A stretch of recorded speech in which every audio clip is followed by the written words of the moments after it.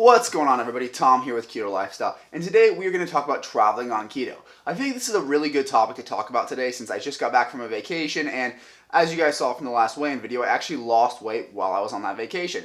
So I'm going to give you 5 tips on how to stay keto when you're on vacation, and then if you stay tuned to the very end, I'm going to give you some tips on if you decide to kind of fudge with your keto, how to actually not have it impact your weight loss in the long run. So let's get started.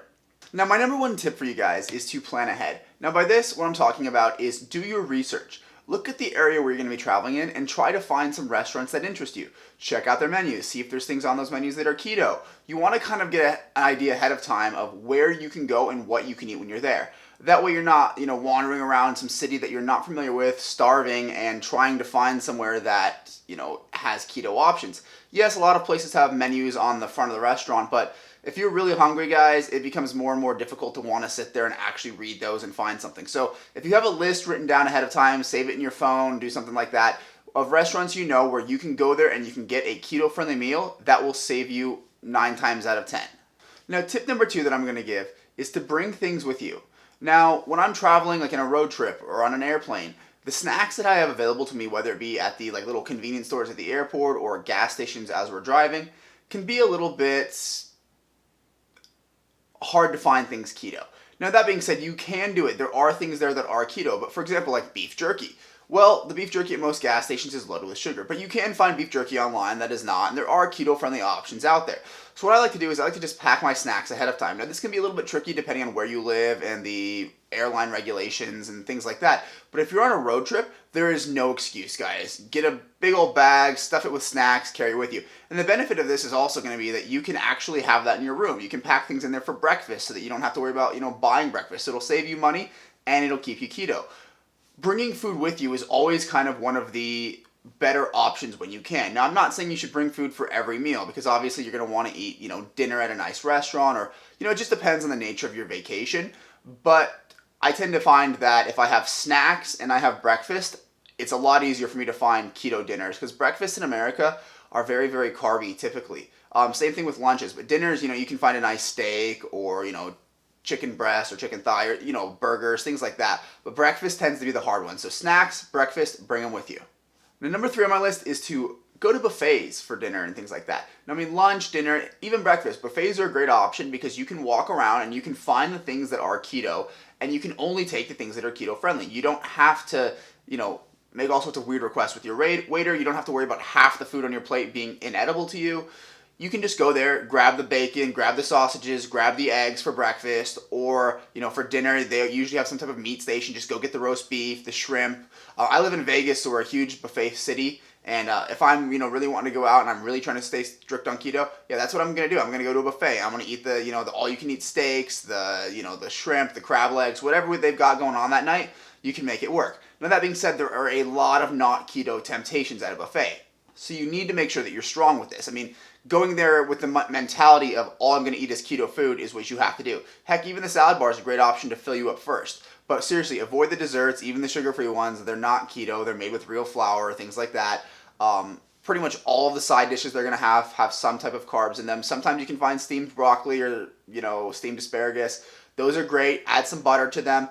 But at the end of the day, the trick is going to be knowing what you can and can't eat and making sure that you stick to it because the temptation is going to be there. Now, number 4, and this is something that I prefer to do and a lot of people do, but you don't necessarily have to, and that is fasting. Now, I've mentioned breakfast a few times here, but the reality of it is I won't eat breakfast unless I know that it's going to be a late dinner. So if I'm going out and doing some adventure that day and I'm not going to be back to somewhere where there's food until 8 p.m., I'm going to eat breakfast. But typically, I will not. Now, the reason for this is because you don't really have a good idea of your portion sizes when you're at restaurants, right? They bring you this massive plate of food, and it's up to you to figure out how much you're supposed to eat. Well, if that's my only meal that day, or I've had maybe a couple snacks that I've tracked, and then that's my big meal, the odds of me going way over my calories or carbs are a lot less because that is the only thing I've eaten today. But if I do that at every meal, I'm going to go over. The portions that they give you here are just so large that even if you only eat a small subsection of it because that's all you can eat, odds are you're going to consume more calories that day than you should. And, it's vacation, that's okay if that happens. But for me, if I'm trying to stay really strict, still trying to lose weight, what I'm gonna do is I'm just gonna eat probably one meal a day with a couple of snacks. And again, this is not every day. Some days I may actually have all 3 meals. Some days I may have breakfast and dinner. Some days I may have a couple snacks and then dinner. It just really depends on the situation, but be very, very cautious of your portions because on a ketogenic diet, that does still matter. And when you're traveling, obviously when you go out, the portions are way larger than you need.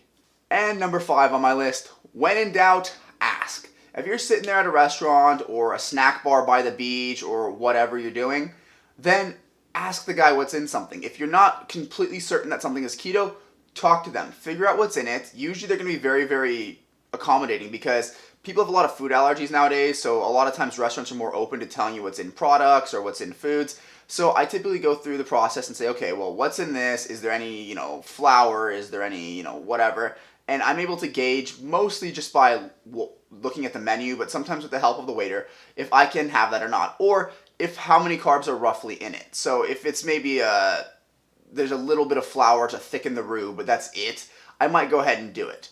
But it really just depends on your situation. But the waiter is going to be the most helpful person that you have. They're going to be able to tell you what's in it. They'll go ask the chef if they don't know. So if you really aren't sure about something, ask the waiter. Most restaurants will even have a nutrition menu, and if they have one of those there, so if it's not a mom and pop restaurant, most mom and pop restaurants, you'll just have to ask them. But if it is like a big chain, they'll have a nutrition menu. It's probably available online, so if you followed step number 1, you'd already know.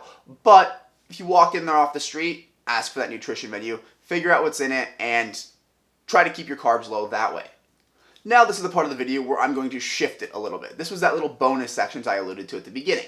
Now, what I want to talk about here is if you decide, you know what, I'm not going to stay keto, but I don't want to, ruin myself for the next 2 weeks after I get back. How do I enjoy myself? How do I have things that aren't exactly keto without damaging my progress in the long run? So my tip number 1 for that is keep it lower carb. I'm not saying that you have to keep it keto, but try to keep it within the range that your body can burn off all those carbs in a day so that you're not storing excess glycogen and, causing water retention and all the other garbage that will keep you out of ketosis. Yes, you are going to get knocked out of ketosis eating a higher carb than you normally are, but if you're keeping that under, 100, 150 a day, what's going to happen is your body's going to burn all of those off, so you're not going to have as much of the negative side effects from going on a carb binge where you're bloated and feeling like garbage and you're retaining a bunch of weight and 10 pounds heavier the next day. Keeping it lower carb will prevent that. You are still going to have some of it, but it will definitely be mitigated. Along that same lines though, don't drink your carbs, guys. That is the dumbest thing you can do. Now, yes, if you're at a beach resort and they've got, they're famous for their margaritas or pina coladas or something, I get it. Have one day, something like that. But doing that every day, the amount of refined sugar in that is seriously going to hurt you. So save them for a treat if you're going to do some type of drink. But typically, I recommend just not drinking your carbs and saving it for the meals. Because after all, that's what you want it for, right? You want to be able to eat that, fish and chips. Or you want to be able to eat, the nachos. Whatever it is, that's what you're craving, right? It's not the sweet drinks. And if it is, hey, have one, but limit yourself on those because you can drink those all day long and suddenly have, just drank 3,000 calories plus your meals, which is really going to hurt you. Tip number 2, stay active. Now, this all depends on the nature of your vacation, but even if you're at a resort, go for a walk, go for a swim, explore, keep yourself moving. This is going to burn off all those carbs that you're eating. Now, you don't need to go running, and if there is a gym and you want to hit it, feel free. Some people work out on vacation, some people don't. I might once or twice, but I'm not a big fan of hitting it every day because I typically book very short vacations, and I have something planned every minute of it. I mean, when I was in Ireland, I was only there 3 days, and we were going constantly. But we walked most places, so it actually didn't hurt me too bad. So staying active is your best thing. Book some active tours, go on a hike, whatever the location you're at allows for. Try to do the things that are going to keep you moving and burning those carbs off that you're consuming. Now the last thing I want to talk about this section is keeping it to one carby meal a day. Still eat as many meals as you feel comfortable or you think you need, but keep most of them 0 carb or very low carb. But that one meal a day where you're going to cheat, what's going to happen is it's not going to be as devastating. Because no matter what you decide to eat, for the most part, it's going to keep you in that 100 to 150 carb range for that one meal, and the rest of your meals are going to be pretty clean. This is going to guarantee you the ability to burn off most of those carbs without them being stored in your muscles or liver as glycogen. So, even if it's an ice cream from the buffet at lunch or whatever, you're probably going to be under that 150 carb mark. If you have some fish and chips, if you have a burger, whatever the case may be, odds are that the carbs in that one meal are not going to be as insane that it's going to put you into that spillover mode where your body starts storing it as glycogen. It's going to be burnable pretty much immediately, and if you're staying active like my last tip was, those are going to get burned off. So I hope you guys learned something here. Traveling on keto can be hard, but I do it quite a bit. I mean, I've been to London, Ireland, all sorts of places this year, and I've been able to successfully lose weight, as you can see. I mean, I was out of town last weekend, and when I came back, I was like 4 pounds lighter, I believe.